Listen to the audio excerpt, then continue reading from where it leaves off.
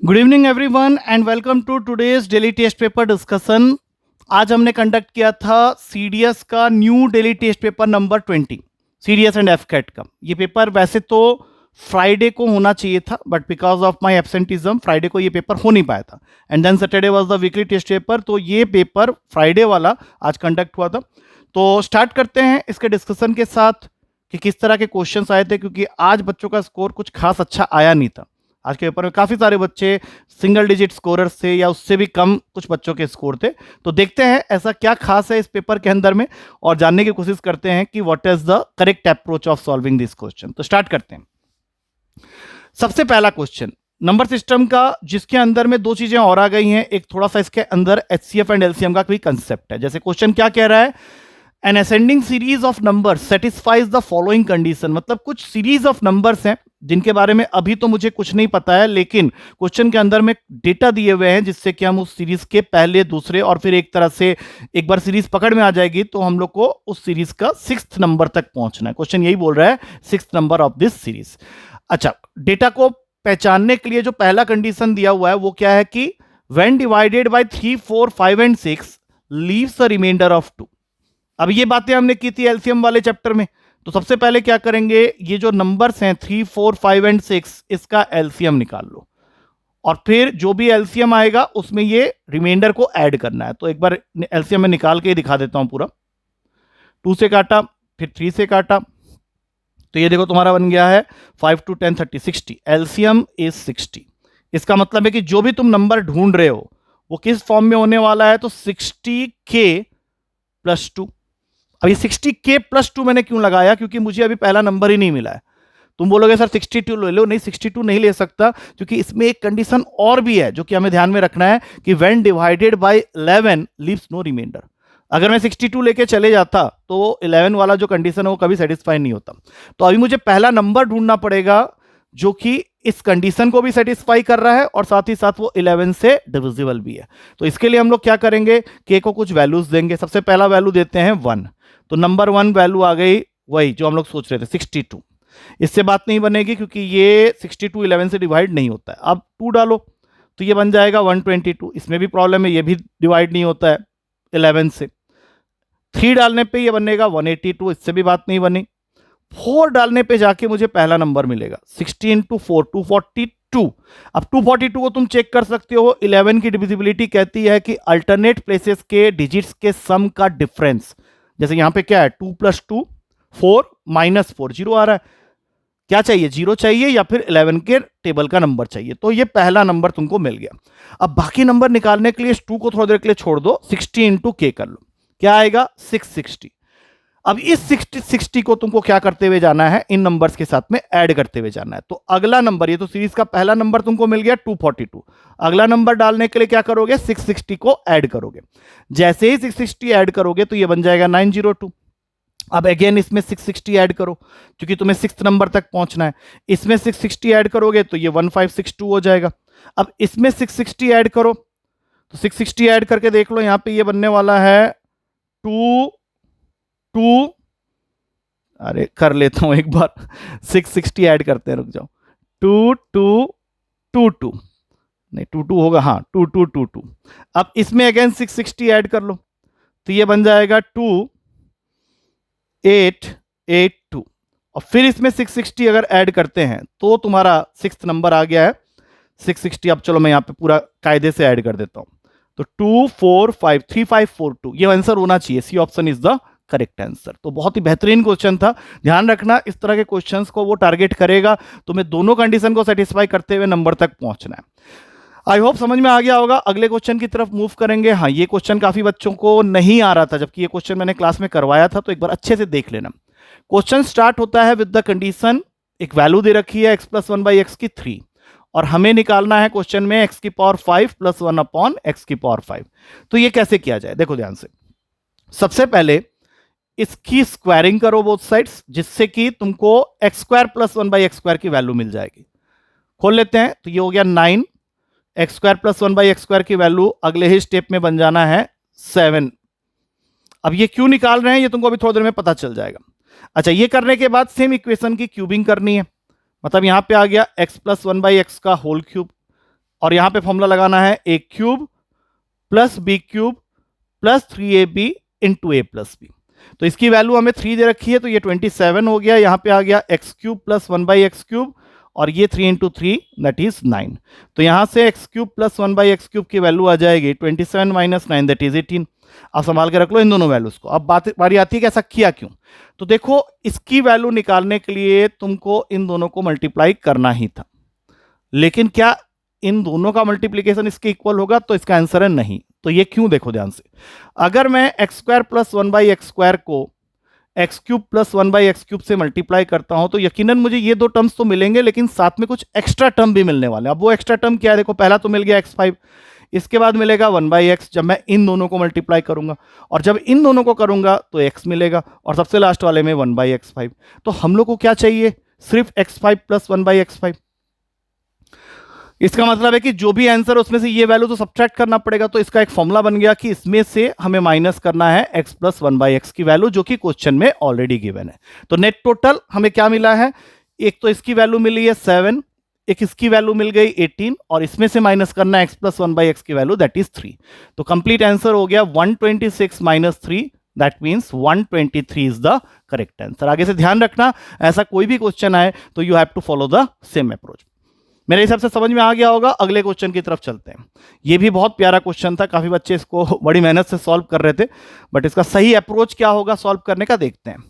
तो x की value दे रखी है 11, और हमें फाइंड करना है इस पूरे बड़े से एक्सप्रेशन की वैल्यू। अब बिना कैलकुलेटर के या कैलकुलेटर के साथ भी ये क्वेश्चन करने में तुमको टाइम लगेगा, इसलिए वो तो भूल जाओ कि तुम 11 को यहां बैठाने वाले हो। You have to do some suitable arrangements. उसके लिए क्या करना है? पहले इन दोनों टर्म्स को पकड़ लो। साफ सी बात है कि इसमें x की पावर 4 कॉमन है, तो वो कॉमन ले लो, अंदर रह जाएगा x की पावर 4 कॉमन लेने के बाद x माइनस 12। अब बाकी दोनों में से 12x स्क्वायर कॉमन ले लो, तो अंदर रह जाएगा x माइनस 1। इसमें कुछ मत करो, इसको एज इट इज ही रहने दो। अब जो भी x की वैल्यू तुम्हें क्वेश्चन में दे रखी है 11, इनको अपने अपने ठिकाने में पहुंचा दो।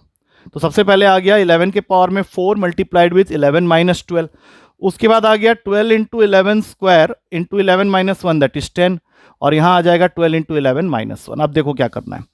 ये तो तुमको माइनस 11 के पावर में 4 देगा, क्योंकि 11 माइनस 12 माइनस 1 होता है। मैं इसको सॉल्व करने के मूड में हूं नहीं। अब इन दोनों में से 12 इंटू 11 कॉमन ले लो, तो अंदर एक 11 रहेगा, एक 10 रहेगा, वहां से कुछ नहीं रहेगा, +1 और -1 को अलग रख दो। फिर से वही चीज, माइनस 11 के पावर में 4, और ये कितना बन गया एक बार देख लेते हैं। ये हो गया 111, मतलब 12 इंटू 11 इंटू 111, और एक -1 फालतू का है। तो अब इसमें तुम देख सकते हो 12 इंटू 11 110। तो इसमें से अगर मैं 11 कॉमन ले लेता हूं, इसमें से अगर मैं 11 कॉमन ले लेता हूं, या फिर कुछ और करें जिससे कि काम आसानी से हो जाए। हाँ, ये यहाँ पे थोड़ा सा मैं गड़बड़ कर रहा हूँ। 11 इंटू 10 हो गया 110 + 1।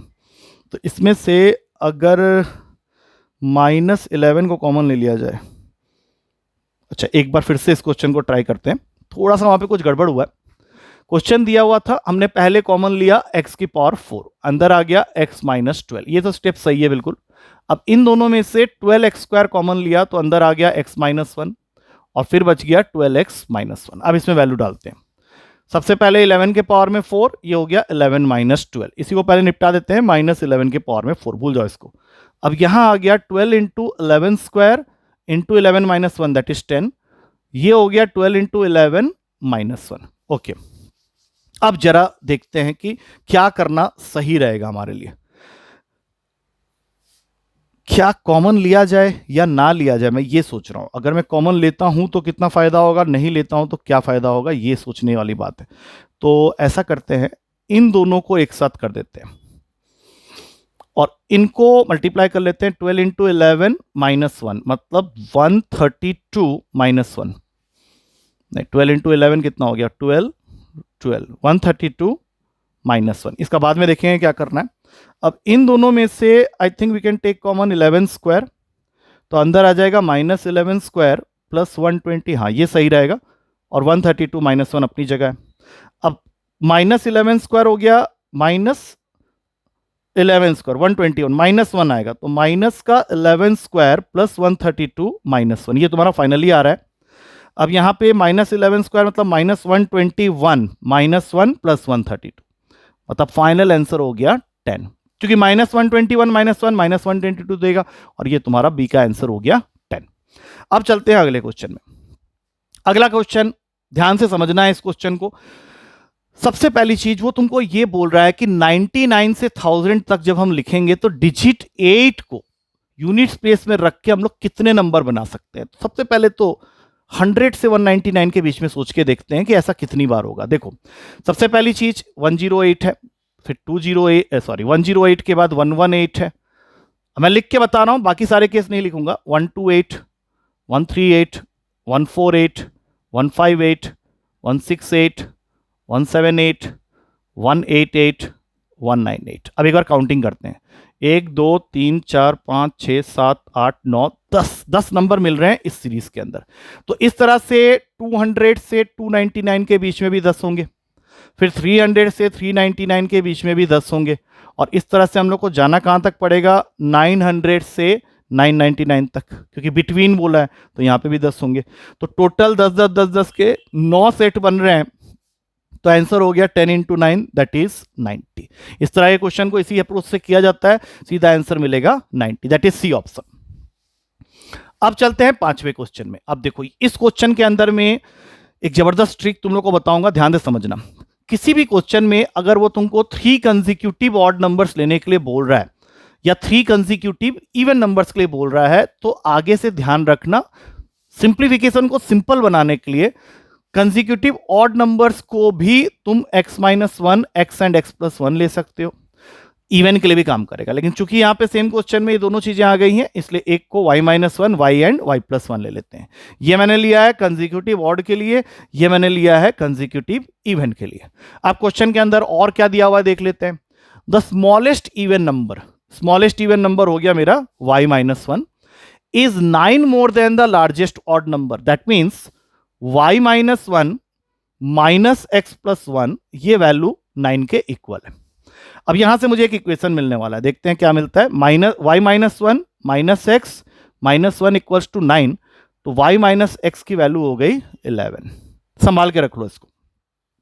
अच्छा, अब अगला क्या कह रहा है, if the square of average of all the 3 given odd numbers, square of average मतलब x square is 507 less than the square of the average of all the 3 given even numbers। अब देखो गैप सेम है तो बीच वाला number ही होगा, तो y square minus X square की value दे रखा है 507 के इक्वल।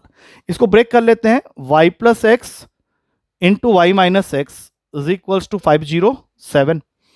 अब एक बार जरा देख लेते हैं, y माइनस एक्स की वैल्यू मुझे 11 आई हुई है, लेकिन अगर मैं यहां पे देखूं तो कुछ तो गड़बड़ हुआ है। Smallest even number is 9 more than the largest odd number, ठीक है। तो y-1 माइनस x+1, यहां पे क्या गलती हो सकती है, 9 + 10 + 1 11 हो गया। 11 को यहां फिट करेंगे तो y प्लस एक्स की वैल्यू हो जाएगी 507/11, बट ये मेरे डेटा के साथ में मैच नहीं कर रहा है। यहाँ पे थोड़ी सी कुछ गड़बड़ है, लेट मी सी कि क्या गड़बड़ हो रही है इसमें। क्योंकि हमें दिया हुआ है square of average of all the 3 given odd numbers is 507 less than the square of average of all the 3 given even numbers. तो वहां से तो वाई स्क्वायर निकला, Y square minus X square की वैल्यू 507 के इक्वल कर दिया मैंने, वाई प्लस एक्स आ गया। ये वैल्यू इसको कट नहीं कर रही, जबकि इसको कट कर लेना चाहिए था यहाँ पे। तो क्वेश्चन यहाँ पे थोड़ा सा फंस रहा है, एक बार देखना पड़ेगा क्या गड़बड़ है इसमें। स्मॉलेस्ट इवन नंबर यही है, लार्जेस्ट ऑड नंबर से ये 9 ज़्यादा है, लार्जेस्ट ऑड नंबर से ये 9 ज़्यादा है। तो y-1 माइनस एक्स 9 + 1, ठीक है बिल्कुल। 11 यहाँ पे आ गया, 507 यहाँ पे है। तो अगर मैं इसको सॉल्व करने की कोशिश करूँगा तो ये बात आगे नहीं बढ़ेगी। एक बार फिर से इसको ट्राई करेंगे लास्ट में, अभी फिलहाल कंप्लीट कर लेते हैं बाकी क्वेश्चंस को।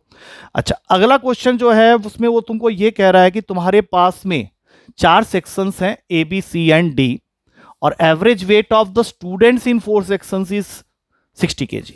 तो इसका मतलब ये हो गया कि अगर ए सेक्शन के अंदर में ए नंबर ऑफ स्टूडेंट्स हैं, बी सेक्शन के अंदर में बी नंबर ऑफ स्टूडेंट हैं, सी सेक्शन के अंदर में सी नंबर ऑफ स्टूडेंट्स हैं और डी सेक्शन के अंदर में डी नंबर ऑफ स्टूडेंट्स हैं, तो हमारा जो एवरेज आएगा स्टूडेंट्स का वो बन जाएगा 60 times of A plus B plus C plus D. इसको तो पहले ही संभाल के साइड कर दो। ये हमने क्या किया, सम निकाल लिया। अब एक एक करके देखते हैं कि क्वेश्चन और क्या कह रहा है।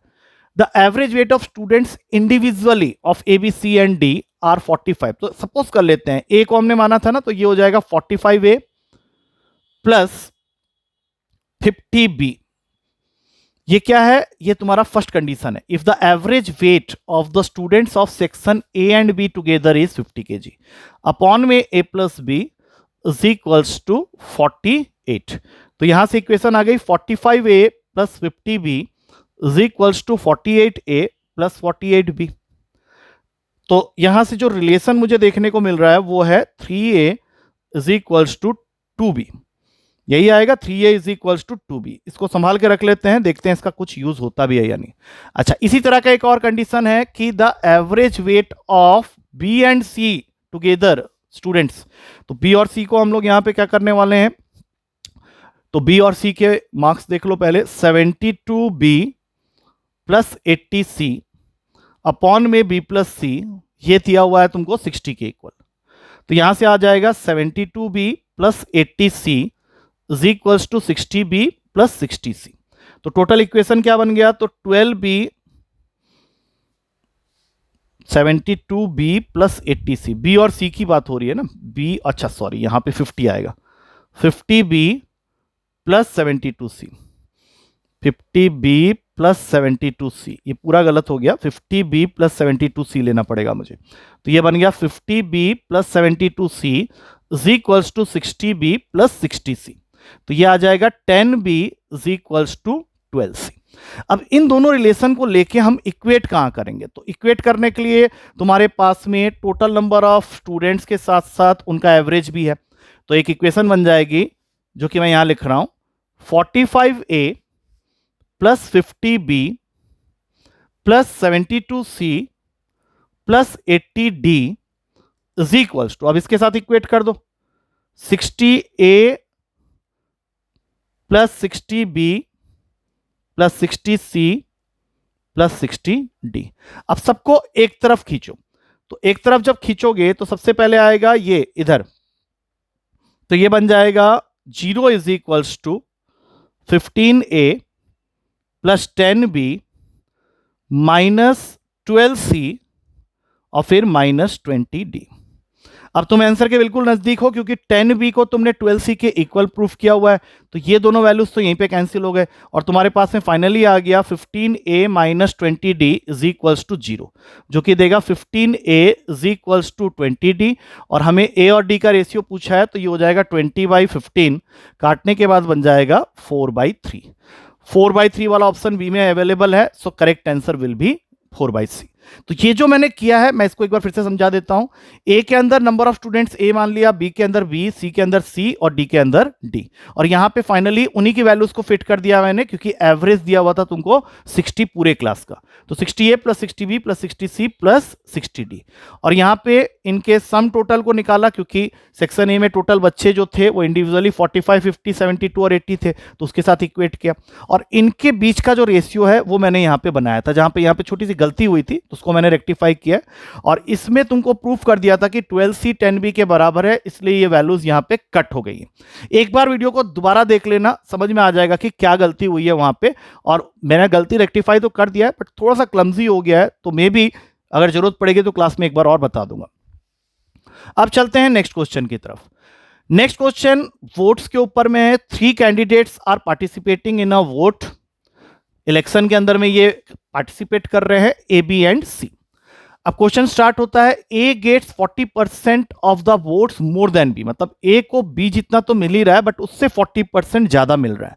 तो 2/5, 40% का मतलब होता है 2/5। तो b प्लस 2/5 ऑफ b। तो ये सॉल्व करके तुम्हारा कितना बन जाएगा देख लो पहले, ये बन जाएगा 7b/5। संभाल के रख लो। उसके बाद दिया हुआ है c gets 20% more than b। 20% मतलब b/5। तो यहां से आ जाएगा C इक्वल्स टू 6/5। ये दोनों को संभाल के रख लो। अब क्वेश्चन है A also overtake C। A C से ओवरटेक कर रहा है कितने? 4000 वोट से। तो A और C की वैल्यू यहां से B के फॉर्म में तुमने निकाला हुआ है, तो यहीं पे पुट कर लो सीधा। तो यहां से तुमको B के वोट्स मिल जाएंगे, जो कि आ रहा है 20,000। आई थिंक ये कैलकुलेशन तुम समझ सकते हो। माइनस किया गया है, B/5 इक्वल्स टू 4000 है, तो B की वैल्यू आ गई 20,000। अब इस B को एक बार यहां डालो, एक बार यहां डालो, तुमको A और C की वैल्यू मिल जाएगी। जैसे 20,000 डालते ही ये A हो जाएगा 28,000 और यहां डालते ही C की वैल्यू आ जाएगी 24,000 और B तो हमने निकाला ही हुआ है, दैट इज 20,000। अब इन सब को ऐड करोगे तो वैल्यू आ रही है तुम्हारी 72,000।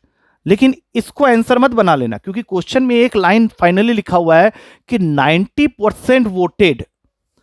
इसका मतलब है 10% जो है वो नहीं वोट कर रहे होंगे। और क्वेश्चन फाइनली क्या पूछ रहा है कि what will be the number of voters in the voting list. 90% ने अगर वोट किया है तो 10% खारिज भी तो हुआ है। तो किस वैल्यू का 10% करने पे 72,000 आएगा? तो आंसर तुम्हारा बनेगा 80,000, क्योंकि 80,000 का 10% अगर हटाएंगे तो वो बनेगा 8,000 और वो माइनस होने के बाद जो वैल्यू आएगी वो 90% की इक्विवेलेंट होगी, दैट इज 72,000। तो तुम्हारा करेक्ट आंसर है, क्योंकि उसने टोटल नंबर ऑफ वोटर्स मांगा है, तो दैट इज 80,000। ये ध्यान रखना। अगला क्वेश्चन है, दो इंसान है, अब ये लड़के हैं या लड़की तो नहीं पता चल रहा है, नाम से कुछ नहीं आइडिया लग रहा है। एक है रेने और एक है सोम। इनकी सैलरी का रेशियो तुमको दे रखा है 5:3। तो इसकी सैलरी को 5x मान लो, इसकी सैलरी को 3x मान लो। क्वेश्चन स्टार्ट होता है विथ रेने के सैलरी के साथ, मतलब रेने का जो भी सैलरी है उसका 1/6 वो दे देती है रेंट के लिए। That means 1/6 of 5x is given as rent. 1/5 to her mother, इसी 5x का 1/5 उसने मदर को दे दिया। मैं ऊपर लिखते जाता हूं, R for rent, M for mother. 30% for education loan, 30% education, E for education 30%, 3/10 of that same salary 5x। और कुछ उसने रख लिया है फॉर मिसलेनियस एक्सपेंडिचर, M लिख लेते हैं। वो कितना है? 25%। 25% मतलब 1/4 ऑफ 5x। और ये सब उसी के सैलरी से जा रहा है। दैट मीन्स इनमें से अगर इन सब का सम हम लोग माइनस कर दें तो जो भी आएगा वो उसका सेविंग्स होगा, जो कि यहां पे दिया हुआ है। रिमेनिंग 5,000 शी है, कीप्स एज सेविंग्स। 5,000 उसने बचा भी लिए। तो अगर इस इक्वेशन से मैं एक्स निकाल लूं तो मैं रेने की सैलरी भी बता सकता हूं और सोम की सैलरी भी बता सकता हूं। तो स्टार्ट कर लेते हैं। इसके आगे और कुछ खास बचा नहीं है क्वेश्चन के अंदर। ये हो गया 5x/6, ये खाली x, ये हो जाएगा 3x/2 और ये हो जाएगा 5x/4। बाकी रेस्ट कैलकुलेशन। तो तुम्हारा 2, 4, 6 का एलसीएम ले लेते हैं, जो कि आएगा 12। 2 से मल्टीप्लाई करो 10x हो गया, यहां पे सीधा 12x, यहां 6 से 18x और वहां पे 3 15x इज इक्वल्स टू 5,000। अब एक बार जल्दी से देख लेते हैं क्या बन रहा है। 10 12 हो गया 22 40 55। 12 into 5 60x minus 55x upon 12 is equals to 5,000। तो 5x मतलब x की वैल्यू आ गई है 12,000 और इसके साथ ही आंसर भी आ गया, क्योंकि x अगर 12,000 है तो रेने की सैलरी हो जाएगी 60,000 और हमें पूछा सोम की है, तो 3 इंटू 12,000 मतलब 36,000। 36,000 का ऑप्शन डी ऑप्शन में है, so D is the correct answer. उसके बाद आते हैं 9th क्वेश्चन में। 9th क्वेश्चन भी बहुत प्यारा क्वेश्चन है, टाइम एंड वर्क का। ऐसे क्वेश्चन हमने क्लास में किए हुए हैं। क्वेश्चन क्या कह रहा है कि 10 मैन और 8 वुमेन अगर मिलके काम करते हैं तो काम खत्म हो जाता है 5। अब उसके बाद उसने कंपैरिजन की है कि work done by 1 women in a day is equals to half the work done by a man in 1 day. इसका मतलब है इनडायरेक्टली क्वेश्चन ये कह रहा है कि 1 मैन जो है वो 2 वुमेन के बराबर काम करता है, राइट। तो अब टोटल वर्क कितना है जानने के लिए 1 मैन को 2 वुमेन से यहां रिप्लेस कर दो। तो 10 मैन हो जाएगा 20 प्लस 8 इंटू 5, 28 इंटू 5 140। इतना यूनिट्स तुमको काम करवाना है। और अब काम करवाने के लिए तुम ला किसको रहे हो? तो तुम ला रहे हो 4 मैन और 6 वुमेन को। और तुम्हें ये पता है कि 1 मैन अगर 2 वुमेन के बराबर है तो 4 मैन जो होगा वो 8 वुमेन के बराबर हो जाएगा। तो 8 + 6 ये टोटल तुम्हारा जनता है, जिसको करना कितना काम है 140। तो 14 को 140 करना है तो डेज कितने लग जाएंगे, तो इनको डिवाइड कर लो, आंसर इज 10 डेज। तो 10 कहां पे है तुम्हारे बी ऑप्शन में, तो B is the correct answer. अब चलते हैं, एक ऐसा ही और क्वेश्चन है, इसको भी बड़ी ध्यान से समझना क्योंकि इसके अंदर भी कंसेप्चुअल क्वेश्चन है। क्वेश्चन क्या कह रहा है कि 3 वुमेन और 18 बच्चे चिल्ड्रन अगर काम करते हैं तो काम खत्म हो जाता है 2 डेज में। मैंने इस बार इक्वेट कर दिया है, 3 वुमेन और 18 बच्चे मिलकर काम करेंगे तो काम 2 दिन में खत्म हो जाएगा। अब क्वेश्चन ये पूछ रहा है कि how many days will 9 children alone, अगर 9 चिल्ड्रन को मैं अकेले काम करवाऊं, वुमेन का असिस्टेंस उनको ना दूं, तो काम कितने दिन में होगा। और बदले में ये बता दिया है कि 6 women alone can complete the piece of work in 3 days. 6 औरतें अगर अकेले काम करें, 6 औरतें अकेले काम करें तो काम 3 दिन में खत्म होता है। ठीक है, अब देखो ध्यान से, इस इक्वेशन में 6 लाने की कोशिश करो, जिसके लिए तुमको इसको 2 से मल्टीप्लाई करना पड़ेगा। अब ये क्यों कर रहे हैं, देखो ध्यान से, अगर तुम यहां 2 से मल्टीप्लाई करोगे तो ऑब्वियस सी बात है कि उस साइड में 2 से डिवाइड करना पड़ेगा। एक क्लास में मैंने तुम लोग को बताया था। अब ये मैंने क्यों किया, देखो ध्यान से, 6 वुमेन प्लस 36 चिल्ड्रन, ये बराबर हो गया 1 डे। मतलब अगर 6 वुमेन और 36 बच्चे काम करेंगे तो काम 1 दिन में हो जाएगा। लेकिन 6 वुमेन तो काम को 3 दिन में कर लेते हैं, तो इनके 1 दिन का काम अगर मैं देखूं तो दैट इज 1/3। अगर 6 वुमेन मिलकर 3 दिन में काम कर लेते हैं तो 6 वुमेन काम का 1/3 1 दिन में करेंगे। तो 1 दिन में अगर ये 1/3 काम कर रहे हैं तो 36 बच्चों के लिए जो काम बाकी रह गया वो 2/3 काम रह गया 1 दिन का। 36 बच्चे 2/3 काम करेंगे 1 दिन में। तो 36 बच्चे मिलके अगर 2/3 काम कर सकते हैं 1 दिन में, तो अगर ये 36 बच्चे को मैं काम देता हूं तो ये काम कर लेंगे 3/2 डेज में, क्योंकि 36 बच्चे मिलके किसी काम का 2/3 कर पाते हैं। तो 36 बच्चे अगर टोटल काम करेंगे तो कितने दिन में करेंगे, 3/2 डेज में। और हमें कितने बच्चों से काम करवाना है, 9 बच्चों से, और देखना है कि काम कब खत्म होगा। तो अब तुम क्या करोगे, इसको डिवाइड करोगे 4 से, क्योंकि 9 लाना है, और इसको अगर डिवाइड कर रहे हो 4 से तो इधर मल्टीप्लाई करना पड़ेगा 4 से। तो आंसर क्या हो गया, 6 डेज। मतलब अगर 9 बच्चे काम करते हैं तो काम कितने दिन में खत्म होगा, तो वो खत्म होगा 6 डेज में। अच्छा, हमारा एक क्वेश्चन बचा हुआ था, तो उस क्वेश्चन को हम लोग को डेफिनेटली करना पड़ेगा। तो उस क्वेश्चन की तरफ मैं फिर से एक बार जा रहा हूं, क्योंकि अगर वो नहीं करेंगे तो फिर अभी कंप्लीट नहीं हो पाएगा। तो एक बार मैं इसको ले जाता हूं वापस और देखते हैं वहां पे क्या गलती हो रही है, कि कुछ तो है उस क्वेश्चन के अंदर जिसकी वजह से वो सॉल्व नहीं हो पाया था।